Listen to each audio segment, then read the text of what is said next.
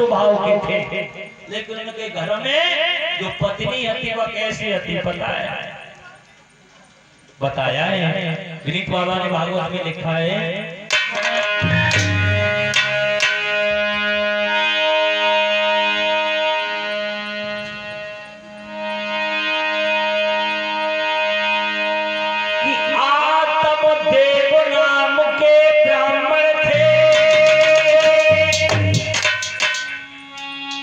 और सीधे बड़े बिचारे थे,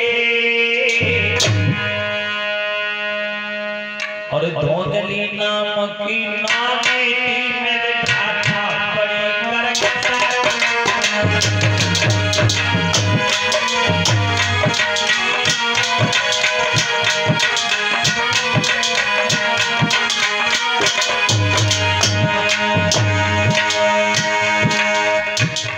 देव नाम के जो ब्राह्मण थे बड़े ही सीधे और सज्जन स्वभाव के थे मेरे भागवत प्रेमियों, लेकिन धुंधली नाम की एक स्त्री उनके घर में विवाहित थी, का नाम था धुंधली।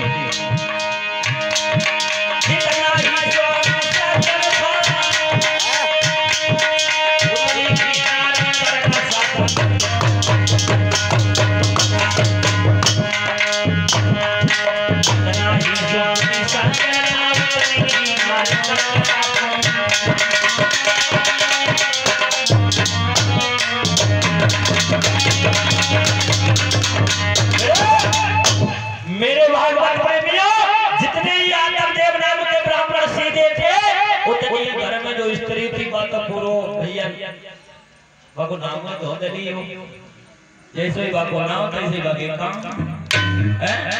बा घर में पूरे दिन लड़ाई लड़ती थी। आदम देव नाम के जो ब्राह्मण थे बड़े दुखी रहते थे, और भाइयों इंसान सब कुछ जीत सकता है, सबसे जीत सकता है। पूरी दुनिया अगर बाकी पीछे पड़ जाए, बाबू जीत सकते, लेकिन घर परिवार और बाकी पीछे पड़ जाए तो कभी इंसान जो है आगे नहीं बढ़ सकता है। आगे किससे? घरवाली सारी है, पूरी दुनिया से जीती है लेकिन घरवाली तुम्हारी है। और बाहर सब थानेदार है लेकिन घर में सब चौकीदार है। और हम हैं बाजार घूमत रहा तो खूब थानेदारी करते तुम लोग का तो भैया जा चीने की आओ बात चीने का लेकिन घरे जाएगा हम चौकीदारी करने। मेरे भागवत प्रेमियों, आज आदम देव नाम का जो ब्राह्मण है बड़े सीधे सज्जन है, लेकिन वो उसकी जो नारी है धुंधली वो बहुत करकसा है, लेकिन करकसा थी इस बात को तो ब्राह्मण देव भूल चुके हैं कि जो कुछ कहती थी उसको भूल जाते थे और बात को छोड़ के आगे बढ़ जाते थे, भजन करते थे, घर से निकल जाते थे। लेकिन उसके लिए एक बहुत बड़ा दुख था, वो कौन सा था? करकसा थी तो थी, लेकिन वो निसंतान थी, उसके कोई पुत्र अथवा पुत्री ने जन्म नहीं लिया, लेकिन जाबाज इंसान के लिए बहुत ज्यादा खलिया बताया है।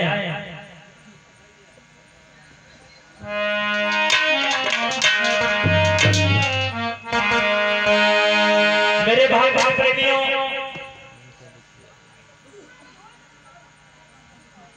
इंसान जो है सब कुछ सह नहीं सकता। ये माताएं बहनें हमारी जो हैं ये सब कुछ बर्दाश्त कर सकती हैं, इनके घर में एक साथ अगर खाने बनाए हो तो चुपचाप बैठ के अपने घर में जैसे रूखी सूखी बनाए खाए लेंगे।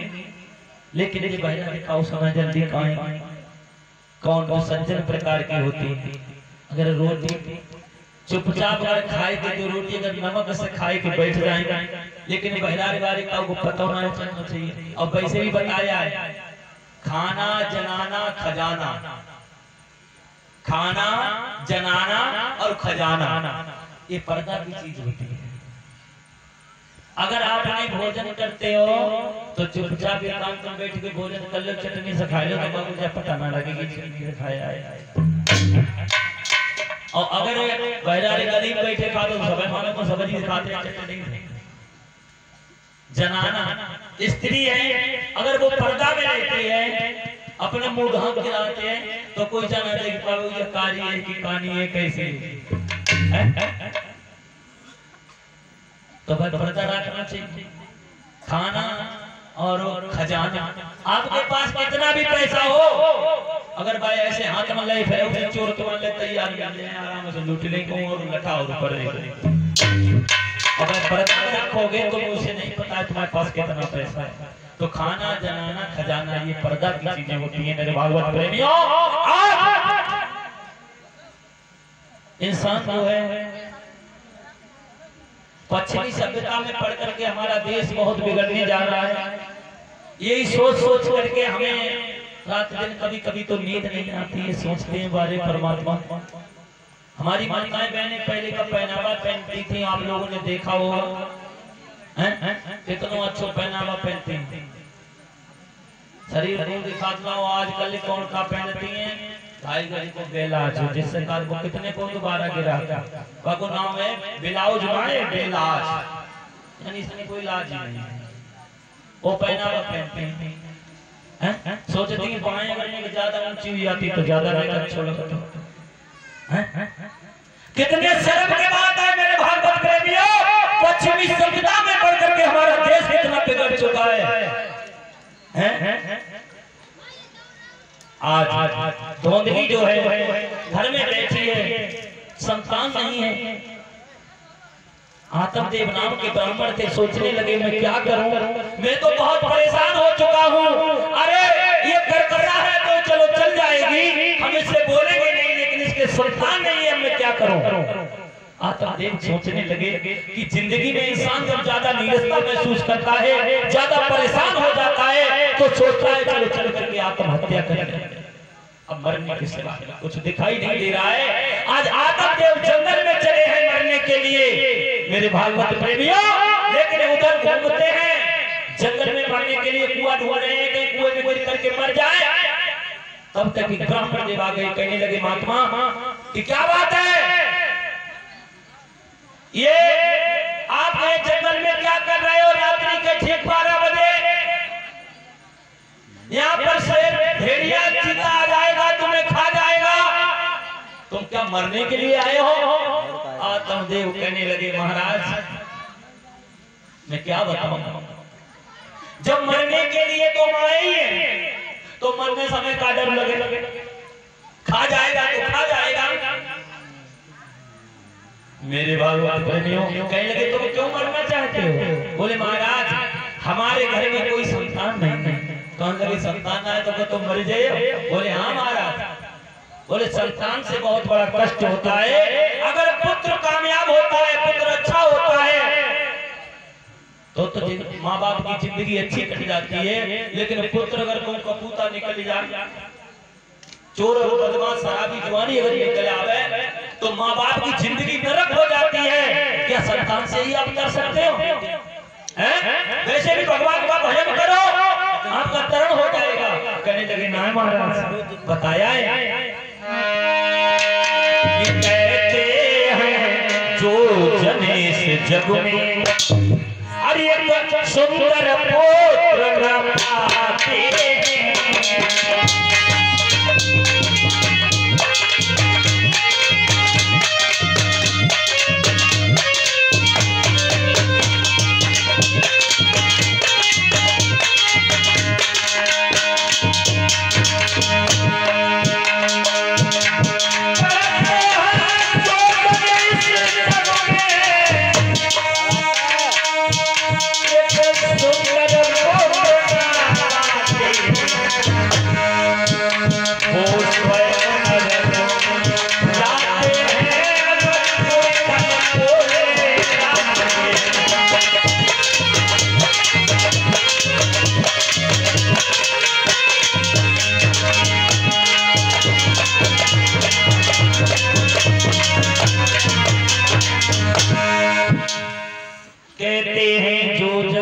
जग में एक सुंदर पुत्र न पाते हैं, वो स्वयं नरक में जाते हैं और पूरे घन को ले जाते हैं। एक पुत्र से पूर्वजों का भी तरण हो सकता है। आपने भागीरथ का नाम सुना होगा, जो अपने पूर्वजों के लिए तारने के लिए गंगा मैया को स्वयं लेकर के आए थे। आगे कथा आप सभी लोग श्रवण करेंगे।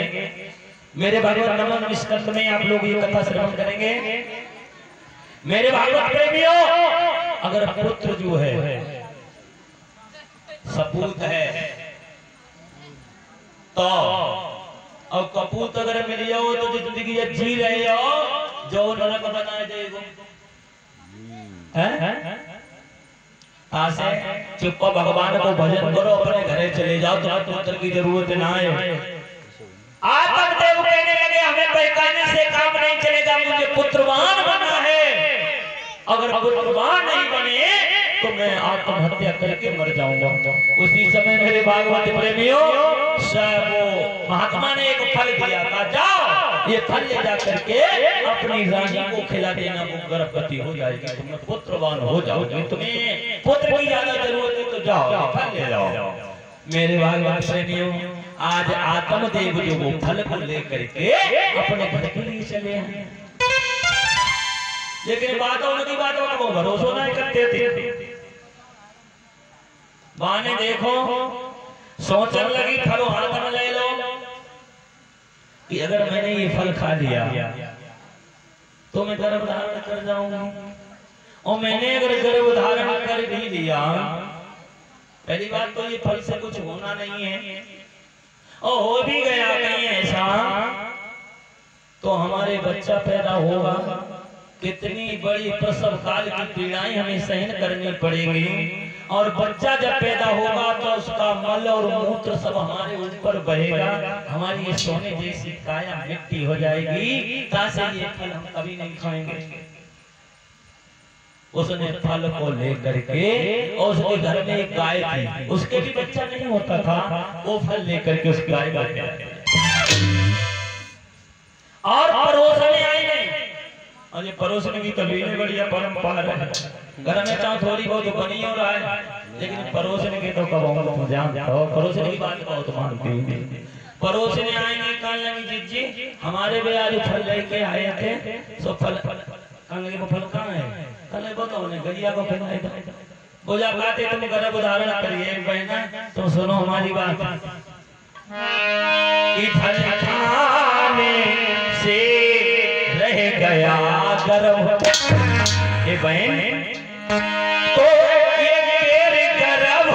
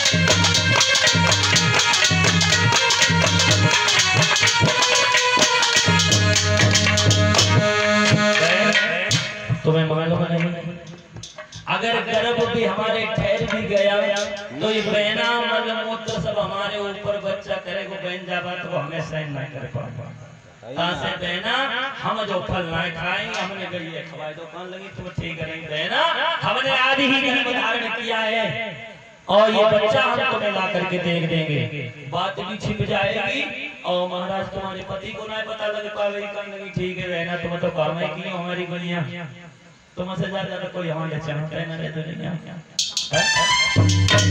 मेरे भागवत प्रेमियों। उसी समय धीरे धीरे धीरे धीरे समय जब व्यतीत होने लगा, ठीक 9 महीने के बाद में वो पड़ोसी ने बच्चा को जन्म दो चुप्पा सुला के और बाकी घर में धोंधली के रख चलो पान लगी ये नहीं कि बच्चा पैदा हुआ। जो गौवा को फल खिला दिया था गौ माता को, उससे भी एक पुत्र पैदा हुआ। उसका संपूर्ण शरीर जो है मनुष्यों जैसा था, लेकिन कान जो थे वो बछड़े के जैसे थे। संपूर्ण शरीर बछड़े का। मेरे भागवत प्रेमियों, लेकिन एक अंदाजा लगाना भाइयों, संत जो है उनकी वाणी कभी झूठ नहीं जाती है। संत जो तुमसे कह देते हैं और जो भी चीज उठा करके हाथ से दे दें तो वो वाणी सत्य हो जाती है। और संत को मानता है भैया। हाँ, महात्मा संत जो है बताया है, रामायण में लिखा है बड़े सुंदर शब्दों में तुलसीदास ने कि मोर वचन चाहे पड़ जाए फीका और संत वचन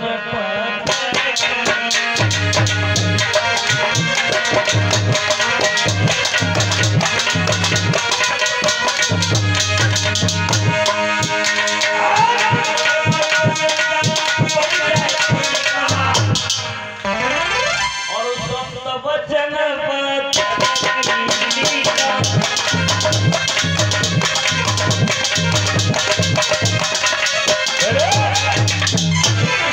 मोर वचन चाहे पड़ जाए फीका और संत वचन पत्थर की। हमारा वचन झूठ जा सकता है, बरखा जा सकता है, लेकिन संत की वाणी कभी झूठ नहीं जा सकती है। तो मेरे भाई प्रेमियों, उस गौआ से पुत्र पैदा हुआ। आज दोनों बच्चों का नामकरण संस्कार कराया,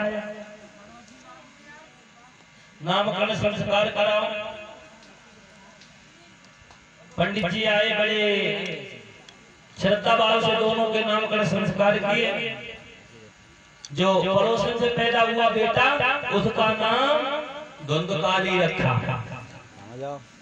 और जो गौआ से पुत्र पैदा हुआ उसका नाम गोकर्ण रखा। मेरे भागवत प्रेम, धीरे धीरे समय जब व्यतीत होने लगा है, दोनों बच्चों की उम्र 5 वर्ष की हो गई है। मेरे भागवत प्रेमियों, लेकिन एक रूप भोजन वसन एक रूप की चाह, संगत गुण बस चल दिए अपनी अपनी राह। काऊ को तो अच्छी संगत मिल जाती, गोकर्ण की संगत क्या है कि गोकर्ण सुबह से संध्या पूजन में समय बिताता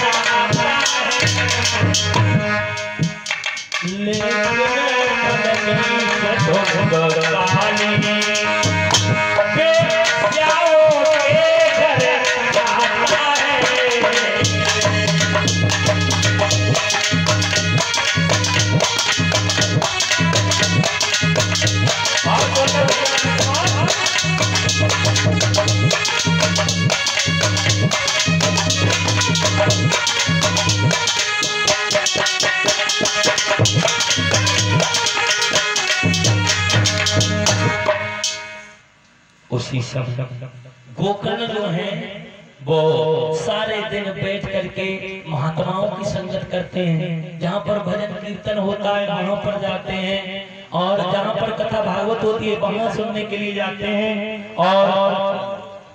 और ये धुंधकाली कौन का है? सुबह को उठो, सारे आदमी संग में ले, दारू को पान करो और कहाँ का चलो खता वैसे जानते हो किसे कहते हैं? वैश्याएं कहते हैं रंडी। रंडियों के घर जाता है। मेरे भागवत प्रेमियों, जब रमणियों के घर जाता है तो वहां पे अच्छी शिक्षा थोड़ी ना मिलती है। तो तुम लोग जानते हो, सब जानते हैं। बताया है गोस्वामी जी ने बड़े सुंदर शब्दों में लिखा है कि जिसको प्यारी वैश्या हो, मेरे भागवत प्रेमियों, कि जिसको प्यारी वैश्या हो और उनकी तो दुर्गति हो।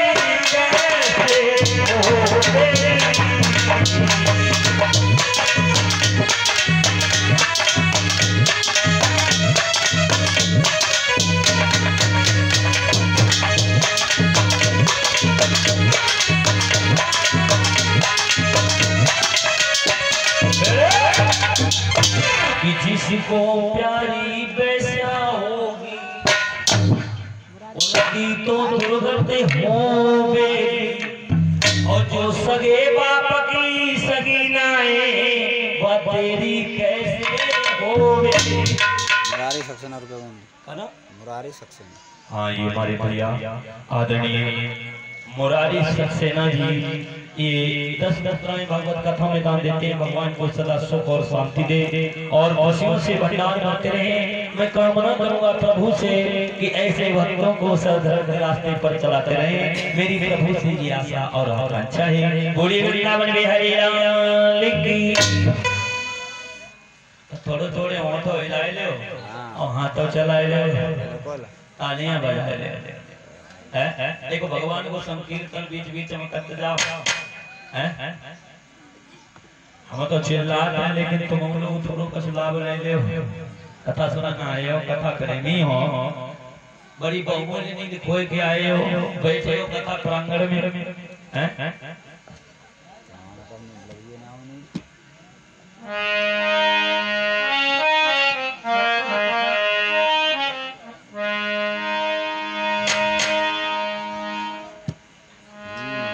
अरे राम नाम नदिया और वगी में बही जाए,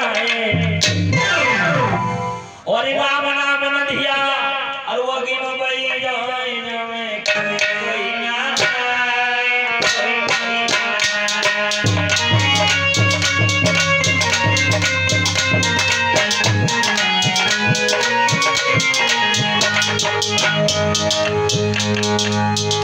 भैया ताली गाय ना बजा। अच्छो ना लगो कीर्तन, अच्छो ना लगो इन्हें तो कीर्तन कौन तो अच्छो लगो पता है। अरे राधा ने मारी मी सको या रे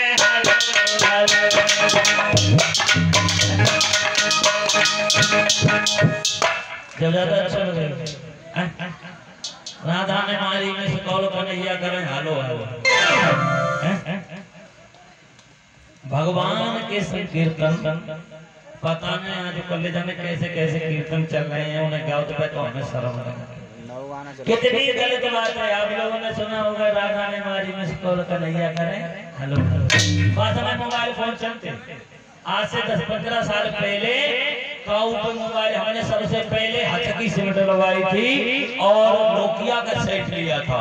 27 रुपए का सेट लिया था और 750 की सिम लगी।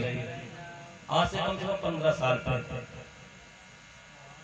और ये कब की बात है जब कन्हैया और राधा आती हैं? ये द्वापर की एक युग बीतने वाला है और तब की बात है तो साइड कहाँ चलते थे।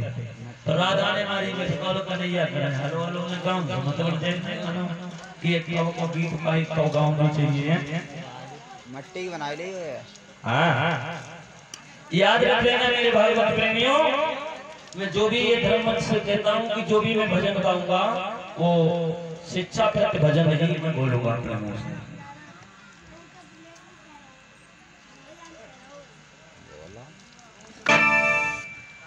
कि राम नाम नंदिया मुंबई जाए तो जब में कोई ना कोई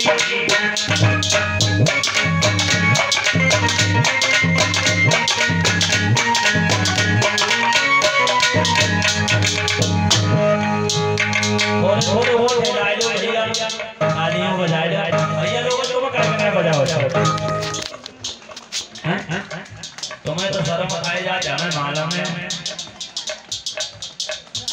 तुम्हें बड़ी शर्म लगते हैं। और जब कहूँ काऊ के घर में बनाई तो होए तो देखो जींस की पैंट है तो पैंट के और जब दारू पी के और जो गलियां जब डांस करें तो चाहो लौड़ा वार मार जान तो चाहो लौड़िया वार मार जान तो और दारू पी के और गलियां में कीच बटोत जाएं कहते हैं आज मेरे यार की शादी है, आज मेरे यार की शादी है।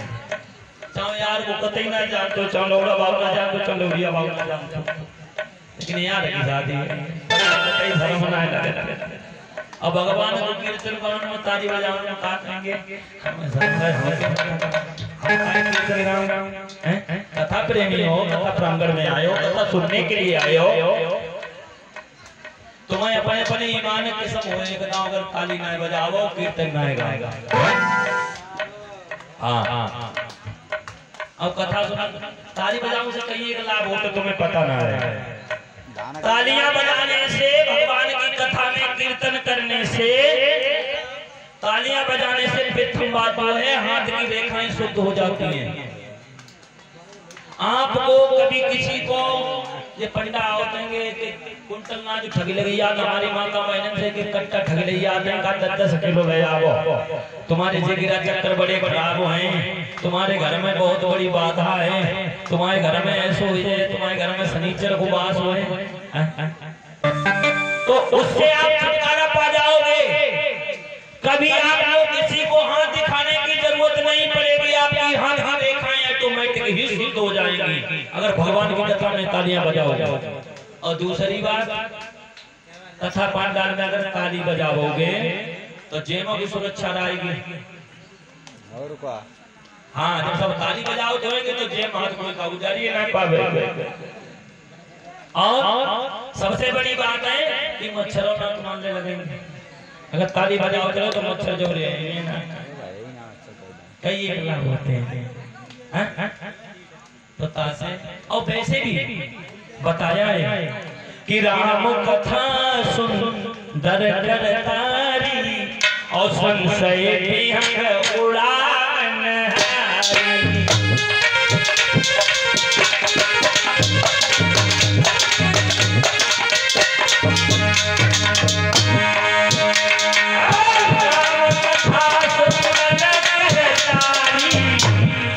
करतारी तरकारी नहीं करतारी और संशय भी है ओड़ा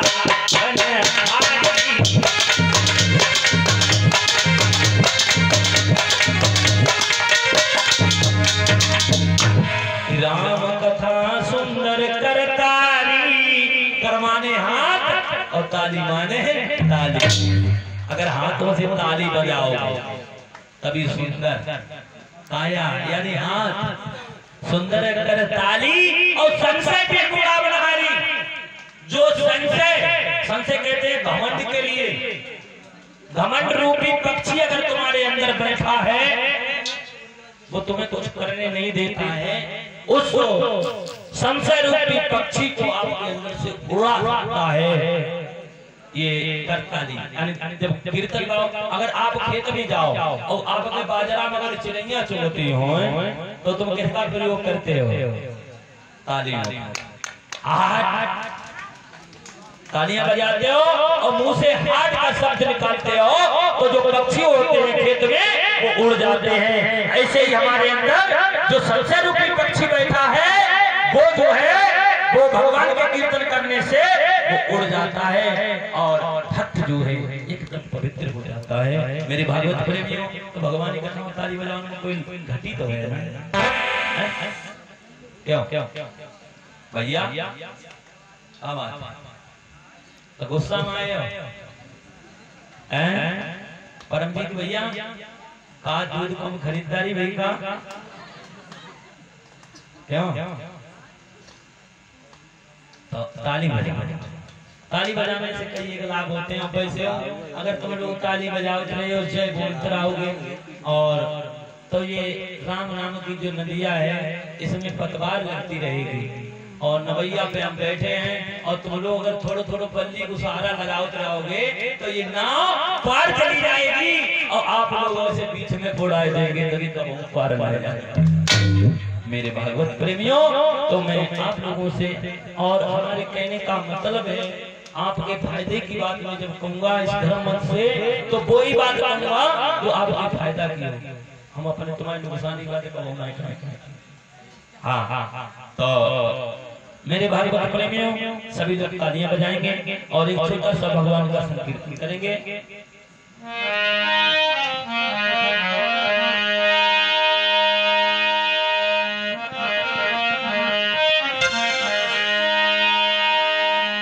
अरे राम नाम नंदिया और यज्ञ में बही जाए और राम नंदिया और यज्ञ में बही जाए जाए कोई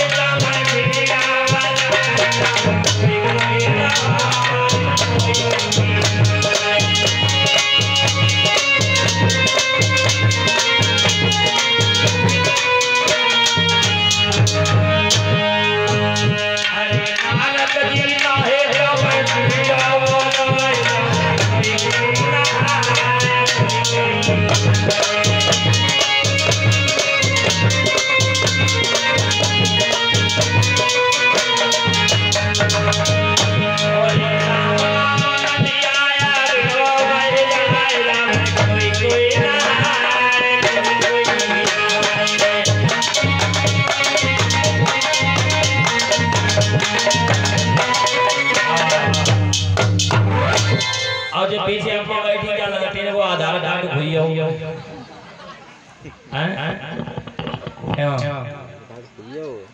अम्मा तो ऐसे बैठी मगर वो आधार कार्ड भैया हो ऐसे बैठी चिंता हो कितने सालों की बात है।